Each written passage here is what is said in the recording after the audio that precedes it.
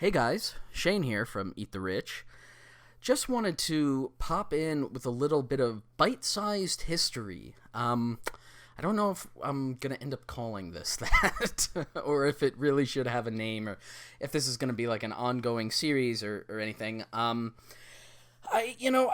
just wanted to take a little bit of extra time on top of our usual episodes to talk about a topic that is of great importance to me and is something I think about quite a lot, which is examining perhaps a underknown or underrepresented little thing in history, which probably deserves more attention than I've seen it get, which is the 75th anniversary of Victory in Europe Day, or VE Day, or Victory Over Fascism Day, or just Victory Day. Again, there's a lot of different names for this particular commemoration, and I'll get into speaking as to why that is in a little bit.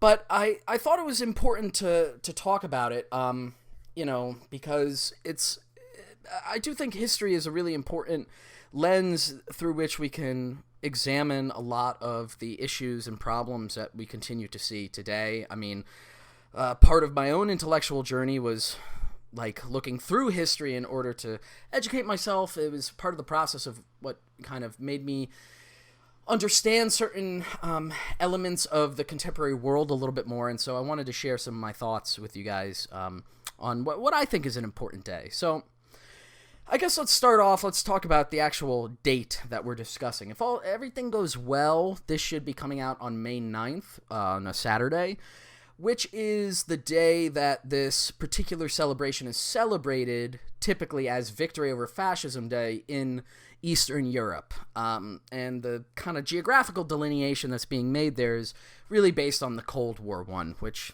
is not super resonant anymore, but I think you know what I mean, right? Like the Soviet Union, all of the various successor states to the Soviet Union, and then, of course, all the other states that were in the Soviet orbit or the communist bloc or whatever you want to call it. In Western Europe and the United States, the day that is of celebration is May 8th. That was actually the sort of official date that the Third Reich surrendered, finally. I mean, of course, the war had been long over for a long time. On May Day and May 2nd is when the Red Army had taken Berlin, conquering it. Obviously, on April 30th is when Hitler had committed suicide. And so at a certain point, even though hostilities were still breaking out here and there, the war was pretty much over. But it took about another full week for the sort of newly formed civilian government to get its shit together and finally just call the Allies and surrender.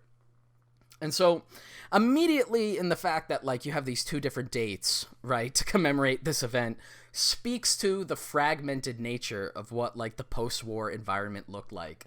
The focus of this particular episode is not to go too much in detail about that. I mean, everybody knows about how the world kind of broke in, the alliance that came together to defeat fascism immediately, even before the war was over.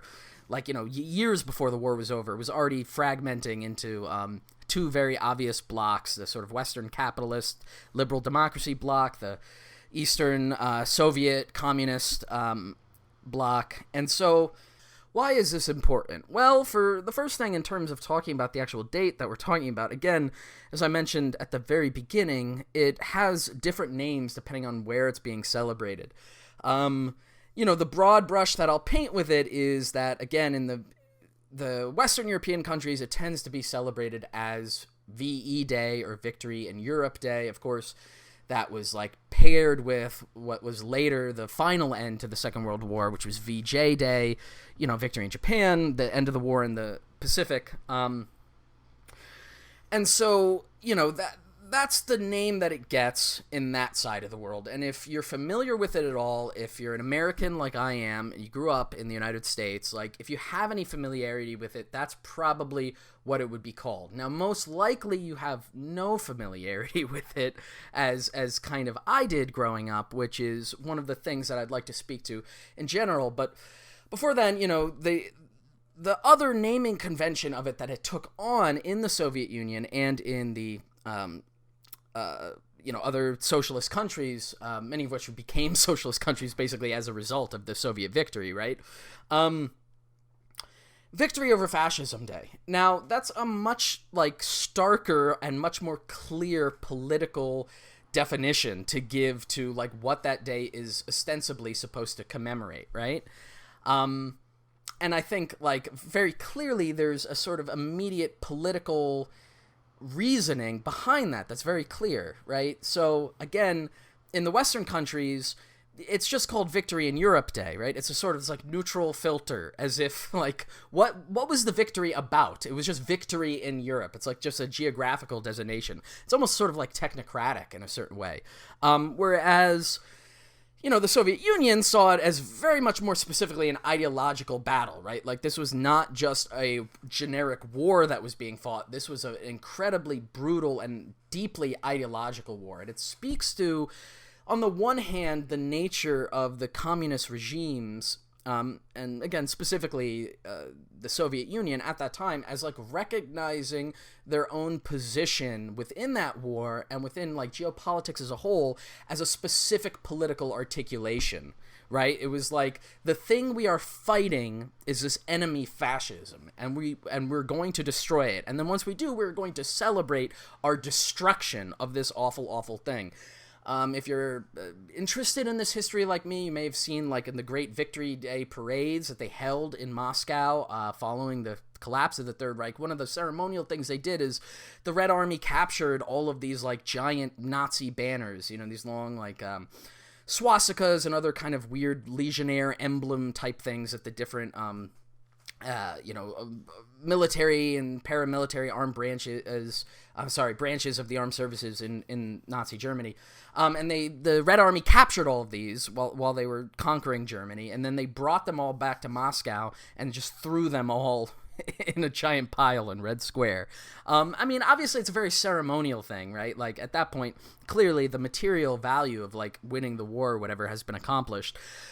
But it is a way to commemorate it, and that commemoration has some significance, right? And I think maybe in part the reason why there's a stronger political articulation, or we could say there was a stronger particular political articulation of this holiday and the meaning that it had within the Soviet Union, is the first obvious thing that if you're kind of a leftist or if you're just into history, if you dig deep into the history of the Second World War, or not even that deep, if you just kind of look at the basic facts, the first thing that comes to mind is the Soviet Union won the war, right?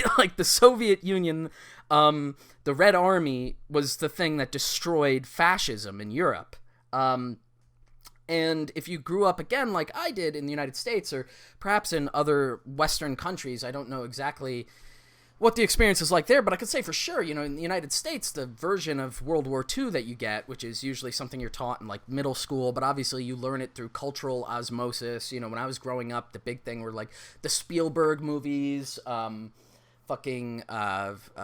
Saving Private Ryan, then Band of Brothers and that kind of stuff, and then not to mention all the video games and stuff that have been made about it. You get this impression, my point is, that the United States single-handedly won the war, which is not only not true, but it's also really disgraceful, even from a perspective of a whatever troop worshipping, troop honoring thing, just by sheer numbers. Just unfathomably more Soviet soldiers and civilians died in the war. I think the estimates I've seen are somewhere around 25 million. It's very difficult to determine, but that's a huge number. 25 million people.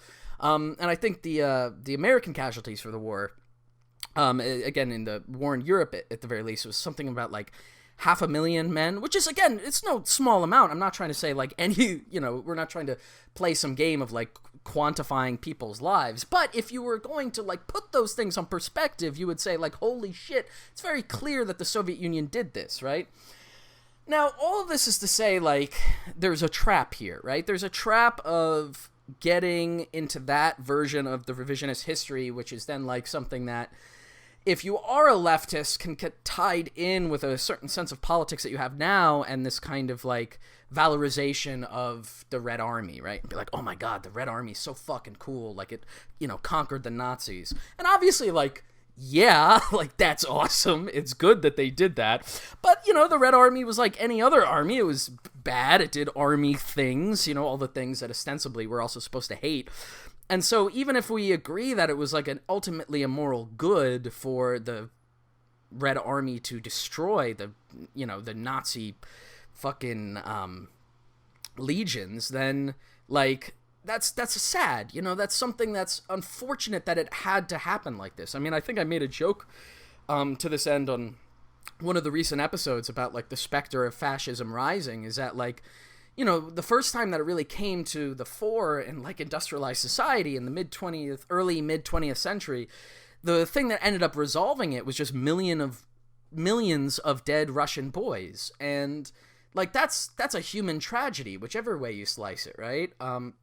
There's a whole lot more that could be said about, like, the brutal nature of warfare and the specific, like, nature of those two regimes, and, like, especially, whatever you want to say about the Soviet Union at the time, like, it's, no matter what, like, it was put under these incredible stressors that led to just untold human suffering. And that's not something that we should easily celebrate or, like, welcome as a model. But nonetheless, like, it's not the celebration of victory, right? In the pure kind of, fascistic sense, right? Like the kind of victory that the Nazis were seeking or whatever. It's a victory that could and should be remembered as really commemoration, right? Like, I think that's really the way to do it. And in a specific way in the modern world, to think about it as, like, hopefully, a marker or a reminder of what tragedies we as humans went through, and to try to never let them happen again. Now, of course, all of this is said with the great irony of, like, oh, fuck, we're in a situation now, 75 years on from this, where it's like, this shit could fucking happen again. Like, this could conceivably, some awful conflict with probably, a much higher scale than the one we saw at that time could happen again, and the same kind of political forces of, like, right-wing authoritarianism, fascism, are on the rise again. And that's why I think that it's interesting and it's worthwhile to talk about this right now, because ostensibly, whether you're on the sort of Soviet side or even on the Western side, right, the agreeance, right, there was this idea, and you can make the argument it was poisoned from the get-go, or it didn't really have, the best intentions at heart, and there were all these other motivations, and all of that is true, but at least at some level, the idea at the end of the Second World War was that, like, the victorious countries were going to come together and look at the fucking horror that was wrought, the consequences of the war in terms of, like, again, what happened to all the soldiers, but not to mention all the civilians, like, the true effect of, like, modern industrialized warfare. And they were all going to come together and agree, like, we should never let this shit happen again. And that was the, same impetus then with the creation of, like, the United Nations. And again, we can critique all of those projects, and obviously they didn't live up to those things, or they became bureaucratic and they became bad. But there was, for a moment, this, like, post-war consensus of some kind that, like, oh, fascism was pretty bad. Like, fascism brought all of this shit to the fore. And that's bad, and we don't want that to happen again. So the day of commemoration, right, should then, in that case, be geared towards that. And that's why, for me, I've always preferred the nomenclature of looking at it as Victory Over Fascism Day, right? Like, that's the way that it should be remembered and thought about. That's the way that we should, like, internalize it and think about how we want to commemorate that or remember that, right? As a specific, like, victory over a particular idea, like a hard-won victory that we should never want to have to fight for again because it was so awful. And if anything, what it should remind us of is the tragedy was so huge that it is not worth it at all to entertain the idea of, like, any kind of fascism whatsoever or tolerate it. Like, that's what it should be remembered for. And of course, like, it's not, right? Again, in the, depending on what country you're in, like, there's different namings to it, but there's also different significance given to it.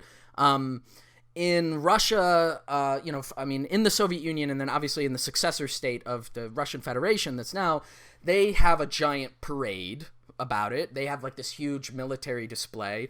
And like, you know, whatever you want to say about however that kind of morphed or what form that took on during the Soviet period, certainly in the post-Soviet period, as it's continued, it's lost any sense of like that specific articulation. I mean, people will still talk about like we commemorate the victory over the fascists and we beat them, and we should never let that horror come again or whatever. But it has become this intense nationalistic kind of Day of Remembrance thing, right?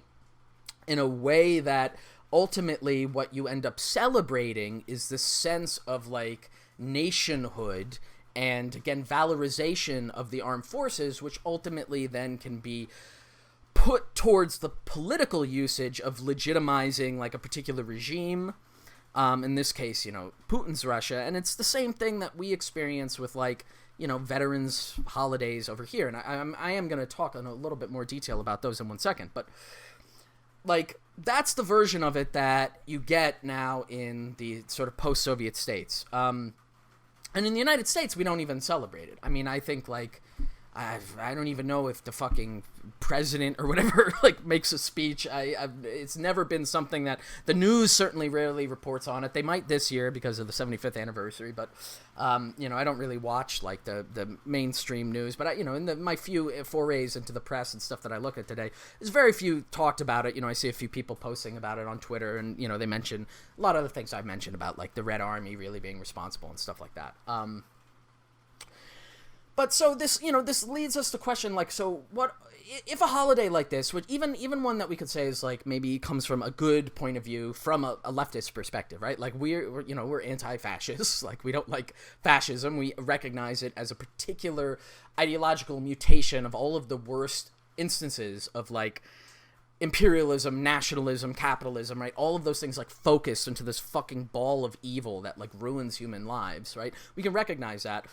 But then, like, you know, the celebration of it can very also easily become this, like, nationalistic thing. And herein lies, like, the weird fucking paradox, right? And so, to this end, I was also thinking about Armistice Day. Because I have similar thoughts about that. Now, Armistice Day is November 11th. And it is the day that celebrates the signing of the armistice that ended the First World War. So, in 1918. And, you know, this past decade, you know, during the 2010s, you had the 100-year anniversary of the beginning of the First World War and the end of the First World War. And both of those had, you know, big events that were attended to, most of them focused in Europe, you know, hosted by the countries that, you know, figured so prominently and suffered so badly during that war. And Armistice Day is, again, kind of went through a similar thing, you know, when that ended, right, when that horrible slaughter of a war ended, and, you know, those of you who follow me on Twitter and listen to the show might know that, like, I could do a whole fucking 4-hour-long thing about the First World War. I'm not going to right now, but the point is it was bad. That's the headline, right? It was really, really bad. It was awful. And so when it ended, there was a similar sense as inevitably what came out of the Second World War of like some kind of post-war consensus, although it was less articulated, which is part of the reason why the Second World War happened to begin with. But there was some sense, especially of like the working peoples of the world and the toiling masses and like the fucking soldiers that like, thank God this fucking day is over. Thank God this fucking war is over. And so we're going to celebrate it on this particular day. And, like, the tragedy of it is, of course, I mean, this was rendered a lot faster because of the fact that the Second World War came around the corner so quickly. But the tragedy is that, like, in this moment of crisis during the war, there was some intellectual investigation of, like, what caused it. And there was this belief and idea that was brought about in, like, the intellectual, you know, body of work that came out of the nations that fought the war, you know, many of which was written by, you know, the actual veterans of that war. And there was this recognition that, like, part of what led us to the fucking First World War was this insane nationalism. And that's bad. That's really fucking bad. And we should do everything we can to fight that. And, you know, it's worth mentioning in this little tidbit, you know, while we're on this particular time period, that it was like the horrors of the First World War that broke, several of these like mega state empires that had existed in Central and Eastern Europe. And the most notable one, obviously, is the fucking Russian Empire, which then broke down and became eventually, after a series of revolutions and civil wars, became the Soviet Union. And so, and part of that idea and part of the expression of belief that the Bolsheviks had, and that one of the things that they were responding to, and one of the reasons why people supported them in the 1917 revolution, is that, like, they were saying, like, we need an internationalist perspective on the war, which is to mean, like, to end it. And, we might have, like, a revolutionary war to liberate the peoples of the world and enter, like, this communist world state. But, like, we should want to end war collectively vis-a-vis, like, the erasing of this idea of nationalism. And, of course, the communist song and the early, the Bolshevik anthem and became the actual national anthem of the USSR in its infancy was the Internationale, the song of the working people of the world unite and throw off the chains of, like, not only your capitalist masters, but also of nationhood, and national chauvinism was another word that was very popular with early 20th century leftists. And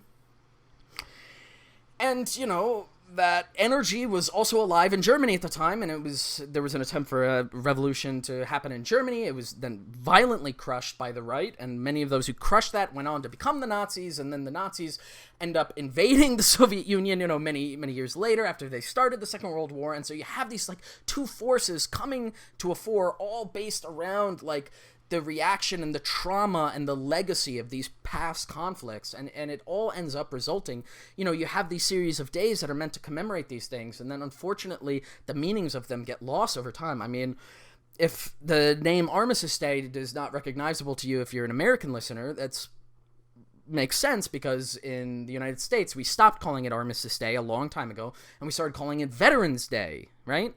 Veterans Day, don't you? Like, the United States is weird. We have two holidays which are meant to celebrate the armed services. We have both Memorial Day, which I think is explicitly supposed to represent the people who died, and then you have Veterans Day, which are supposed to represent now the veterans of all conflicts, past, present, and future, right? The assumption being we'll just keep fighting wars, so we'll always have to celebrate the veterans of those wars. And even through the lens of, like, this insane American nationalism, right? What does it end up actually meaning to you? It means, like, you get 50% off on a mattress. Or, like, you get a 2 for Tuesday deal at Domino's, right? Like, the entire, like, even the fucking imperialist ideological meaning of it is just evacuated, and it's turned into this, like, bizarre capitalist thing. For the record, by the way, the Armistice Day was also changed the name in Great Britain. It became Remembrance Day. It sort of has a similar vibe then as Veterans Day, and then that naming convention followed suit in the other Commonwealth countries, Canada, Australia, what have you. And so I think it's only France and Belgium still call it Armistice Day, which would make sense because, a lot of the fucking war happened in those two countries, right? But then again, that sort of speaks to it, right? It's like the countries that actually suffered the most during these conflicts are the ones that seem to try in some way to hold on to the commemoration of it, like to the recognition of it. And I think, when we're talking about the United States, obviously in both conflicts you had soldiers and people who suffered quite a great deal, but, like, on actual American soil you didn't see that, and so as a result of that there's this kind of detached view of it, which I think feeds into then the propagandistic idea of, like, oh, there was some trouble over there in Europe, and then we went over the Atlantic, boys, and we really socked him a good one, didn't we? We punched old Adolf Hitler. But, like, you didn't even do it. Like, fucking, 6 million men under the fucking leadership of Marshal Zhukov, they were the ones who fucking went and did it. And they were pissed off because, like, their entire fucking families and homes had been burned for years. I'm sorry, I'm not trying to get too animated about that particular point, but again, the idea here is that, like, in our country, in part, we don't have a connection to any of this history, possibly because it didn't really affect us as much, right? That's an obvious thing, but, like, there's also then the danger in that of, like, losing track of it, like losing sense of like what was the whole point of that struggle and that thing. You know, the thing that you hear from like all of the insane right-wing people today about like, you know, our troops went over there to die so you could protest, but I don't want you to protest also, or whatever the fuck kind of insane stuff that, you know, we're all familiar with and dealing with, like the right and this insane troop worship.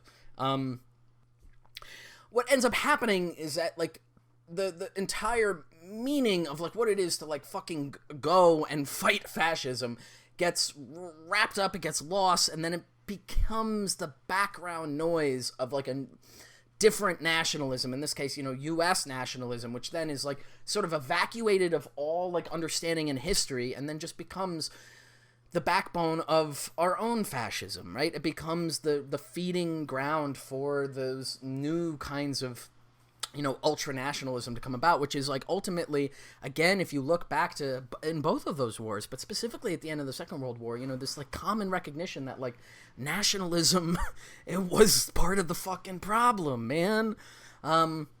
So I don't know, it's a difficult thing to then navigate and to ask like whether or not this is something that like we should celebrate. I mean, I always personally celebrate this, and not in any kind of grand way, but I'll like, you know, if wherever I am, whenever I was working, or, you know, if I'm with you know, family members or friends or something on the particular day on May 8th or May 9th, I'll kind of be like, hey, you know, today's Victory Over Fascism Day, boys. We sure gave them hell.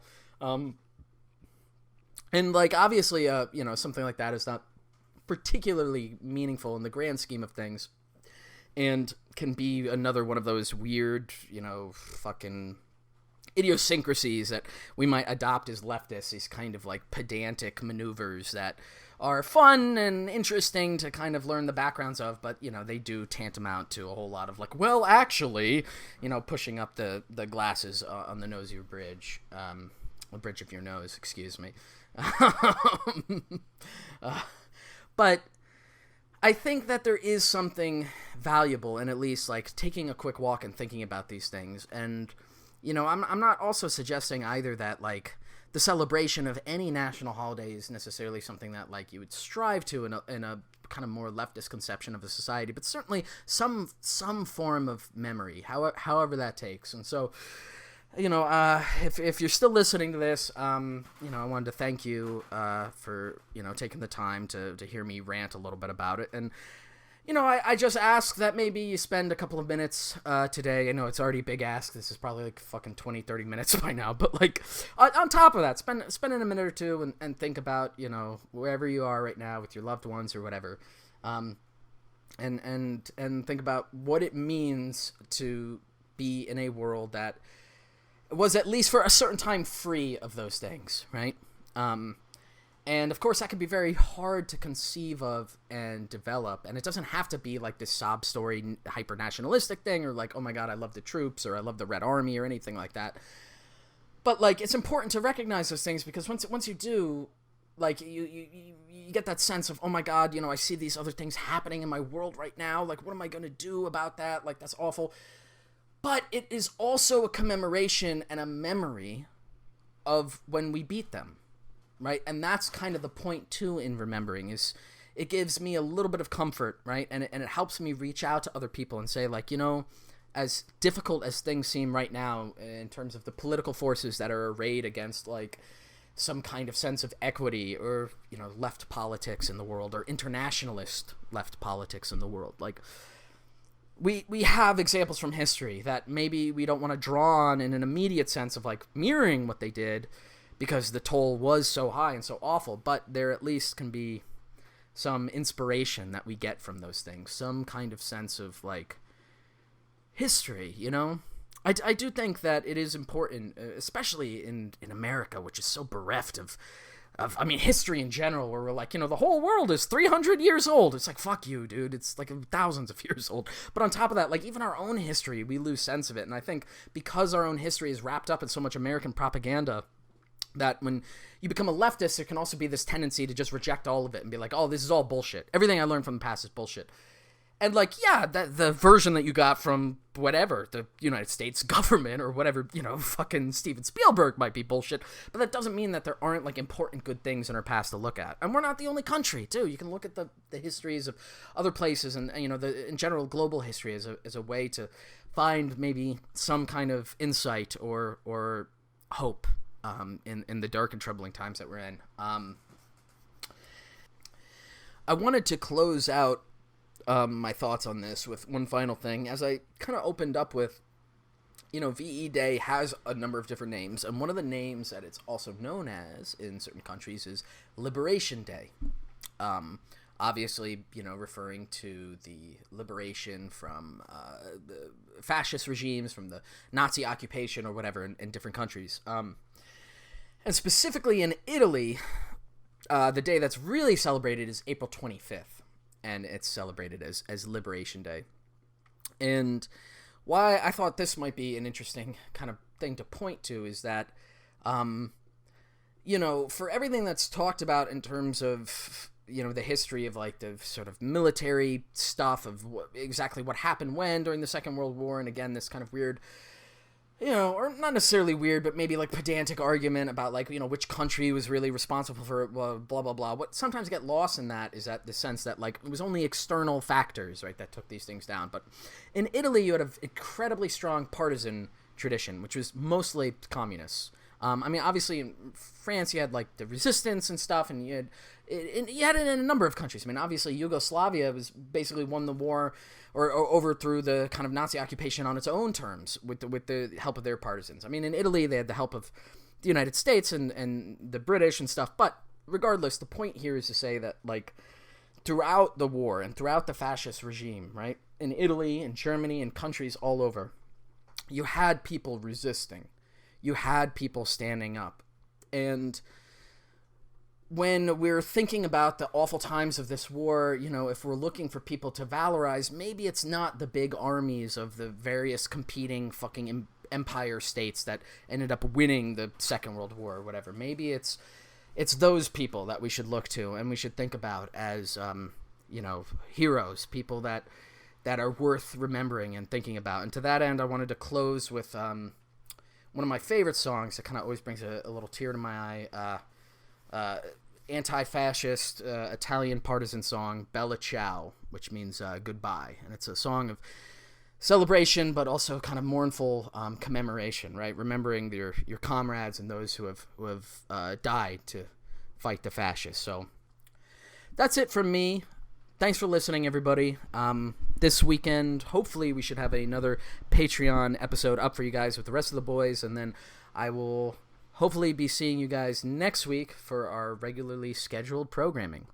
So stay cool, folks, and Popieda non fascism! Stamattina mi sono alzato, oh bella ciao, bella ciao, bella ciao, ciao, ciao. Stamattina mi sono alzato e ho trovato l'invaso. Oh partigiano, portami via. Oh bella ciao, bella ciao, bella ciao, ciao, ciao. Partigiano, portami via, che mi sento di morire. E se io muoio da partigiano, oh bella ciao, bella ciao, bella ciao, ciao, ciao. E se muoio da partigiano, tu mi devi